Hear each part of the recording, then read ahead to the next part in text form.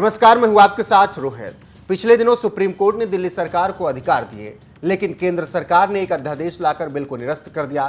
फिर क्या था, केजरीवाल काफी बौखला गए और देश की हर पार्टी के पास गए। सभी ने साथ दिया, लेकिन एक पार्टी ऐसी थी जिसने साथ देने का वादा किया, लेकिन अब हाथ पीछे खींच चुकी है। तो चलिए समझाते हैं क्या है पूरा मामला इस रिपोर्ट में।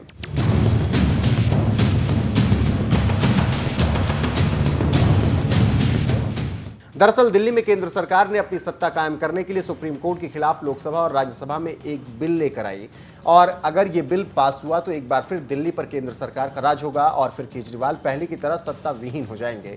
तो आज हम अपनी रिपोर्ट में बताएंगे कि आखिर केजरीवाल से वादा करके दोस्त ने क्यों दिया धोखा, और लोकसभा में तो बीजेपी को क्लियर बहुमत है इसके बाद, लेकिन राज्यसभा में दिक्कत है। और इसी दिक्कत को दूर करने के लिए केजरीवाल बड़ी आशा के साथ मिलने के लिए गए थे भुवनेश्वर। मुलाकात भी हुई ओडिशा के सीएम नवीन पटनायक से, वादा भी मिला, लेकिन अचानक अब समय आने पर बीजेपी ने सरकार का समर्थन कर दिया है, जिसका नतीजा ये दिख रहा है कि अब अरविंद केजरीवाल के अरमानों पर पानी फिर जाएगा। और इसी दुख के साथ अब केजरीवाल रो रहे हैं। अब यहां पर राज्यसभा में बहुमत का क्या गणित है आपको समझा देते हैं, और केजरीवाल क्यों दुखी हैं ये भी बता देते हैं। दरअसल लोकसभा में केंद्रीय राज्य मंत्री नित्यानंद राय ने राष्ट्रीय राजधानी दिल्ली क्षेत्र सरकार संशोधन विधेयक 2023 पेश कर दिया। इसके साथ ही साथ गृह मंत्री अमित शाह ने विपक्षी दलों पर निशाना साधते हुए कहा कि इसका विरोध राजनीति के लिए किया जा रहा है। संविधान ने दिल्ली के संबंध में सदन को कोई भी कानून पारित करने की शक्ति दी है। इस बयान से आप समझ सकते हैं कि सरकार दिल्ली विधेयक को लेकर क्या करने वाली है।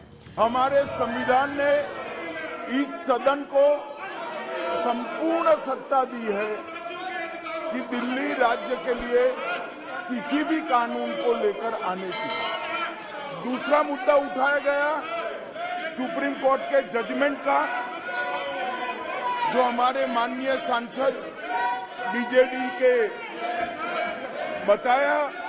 सर्वोच्च न्यायालय के पैरा 6 जजमेंट के पैरा 6, 95 और पैरा 164 F, इसके संबंध में सर्वोच्च न्यायालय ने स्पष्ट किया है कि संसद दिल्ली संघ राज्य क्षेत्र के लिए कोई भी कानून बना सकता है।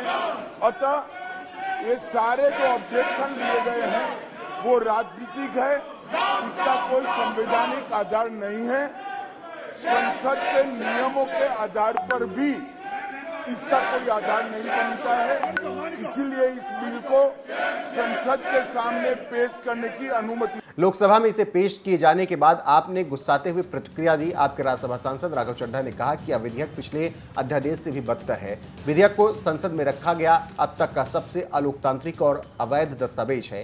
यह दिल्ली की चुनी हुई सरकार से सभी अधिकार छीनकर उपराज्यपाल और बाबुओं को दे देगा। अब इससे आप समझ सकते हैं कि कितने तकलीफ में है आम आदमी पार्टी के नेता। एक ऐसा बिल संसद भवन के भीतर लाया जा रहा है जिससे ज्यादा असंवैधानिक और अलोकतांत्रिक बिल शायद ही कभी भारत के इतिहास में, संसदीय इतिहास में सदन के भीतर लाया गया हो। ये एक ऐसा बिल है जो चुनी हुई सरकार की तमाम शक्तियां चुनी हुई सरकार से खींचकर एक उपराज्यपाल को सौंप देता है, अनइलेक्टेड आदमी में सौंप देता है। और ये दिल्ली में डेमोक्रेसी खत्म कर बाबूक्रेसी लागू कर देता है, लोकतंत्र खत्म कर बाबू तंत्र लागू कर देता है। ये इसलिए किया जा रहा है क्योंकि पिछले 25 सालों से दिल्ली में भाजपा की सरकार नहीं बन पाई है। पिछले 25 सालों में 6 बार विधानसभा का चुनाव हुआ, मुख्यमंत्री चुनने का चुनाव दिल्ली में 6 के 6 बार भाजपा हार गई। और जब से आम आदमी पार्टी, अरविंद केजरीवाल जी राजनीति में आए, जब से आम आदमी पार्टी आई, तब से तो बीजेपी का सुपड़ा ही साफ हो गया दिल्ली में।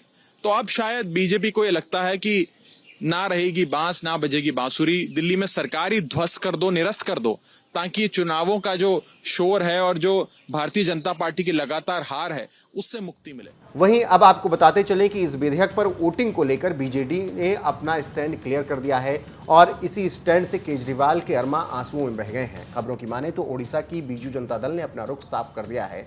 न्यूज एजेंसी ANI से बात करते हुए बीजेडी के राज्यसभा सांसद सस्मित पात्रा ने कहा है कि वो इसको लेकर केंद्र सरकार के समर्थन में है। बीजेडी ने इस संबंध में पार्टी की लोकसभा और राज्यसभा के सांसदों को व्हिप जारी कर सदन में मौजूद रहने के लिए कहा है। The Biju Janata Dal has decided to support the passing of the Delhi bill, and we will be opposing the no confidence motion brought by the opposition. In this regard, a 3-line whip has been issued by the party, both to the Lok Sabha and the Rajya Sabha MPs, to be present in the House and do the needful. तो सुन लिया आपने कि क्यों अरविंद केजरीवाल दुखी हैं और इसका कारण क्या है। इसके साथ ही साथ वाईएसआर कांग्रेस पार्टी ने भी अपना स्टैंड साफ कर दिया है। वाईएसआर कांग्रेस पार्टी के सांसद विजय साई रेड्डी ने न्यूज एजेंसी ANI से बात करते हुए कहा कि हमारी पार्टी और नेता YS जगन मोहन रेड्डी ने विधेयक का समर्थन करने का फैसला लिया है। Capital Territorial Services Amendment Bill, which is introduced in the Parliament, YSR Congress Party and our leader Sri YS Jagan Mohan Reddy Garu has taken a decision to support it, and we will be supporting the bill and ensure that the bill is passed in the Parliament. ANI की माने तो राज्यसभा में NDA के 100 सांसद हैं। BJD और YSR Congress party के समर्थन करने से NDA के पास 118 सांसदों का समर्थन हो जाएगा। इस तरह लोकसभा के साथ राज्यसभा में भी बिल पास हो जाएगा और इस बिल को लेकर केजरीवाल काफी दिनों से मेहनत कर रहे हैं। वो सारा धरा का धरा रह गया और दिल्ली अध्यादेश पारित कराकर बीजेपी एक बार फिर सत्ता की चाबी अपने पास रख चुकी है। इससे समझा जा सकता है कि कैसे सुप्रीम कोर्ट के फैसले को केंद्र सरकार ने पलट दिया।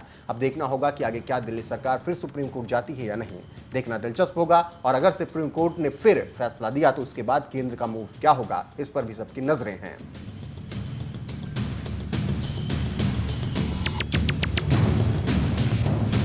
दिल्ली के ऊपर जो अध्यादेश बना माननीय सुप्रीम कोर्ट के निर्देश पे, उसको एक कानूनी उसको जमा पहनाने के लिए उसको हम सदन में लाएंगे और जब भी आएगा हमारी तैयारी भी है, हम उस पर बात करेंगे।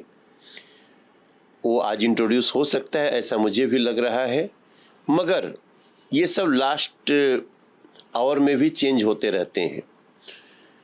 लेकिन सबसे महत्वपूर्ण बात है कि इस अध्यादेश का विरोध अरविंद केजरीवाल कितने स्तर पे करेंगे।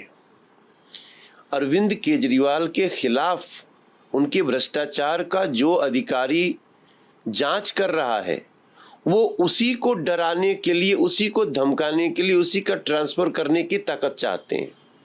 जो यूनियन टेरिटरी में एक कमेटी के पास है, उस कमेटी का नंबर 1 सदस्य मुख्यमंत्री अरविंद केजरीवाल हैं, second chief secretary, third principal home secretary, ये तीनों डिसाइड करके जो भी देंगे वो LG उस पर अपना आदेश जारी करेंगे। इसमें किसी को क्या प्रॉब्लम हो सकती है? इसी आधार पे शीला दीक्षित जी ने काम किया, इसी आधार पे साहिब सिंह वर्मा जी ने काम किया और इसी आधार पे हमारे मदन लाल खुराना जी ने, 6 महीना सुषमा स्वराज जी ने।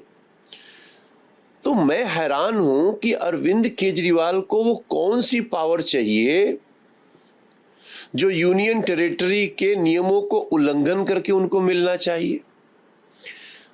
ऐसे में उनका वो वादे कि मुझे गाड़ी नहीं चाहिए, मुझे बंगले नहीं चाहिए, मैं तो बड़ी आम आदमी हूं, वो सारे एक ड्रामा दिख रहे हैं। और अभी उनको चाबुक उन पे चलाना है जो भ्रष्टाचार की जांच कर रहा है। तो जो भ्रष्टाचारी को सजा देने आया था, वो भ्रष्टाचारी को बचाने की औजार चाहता है।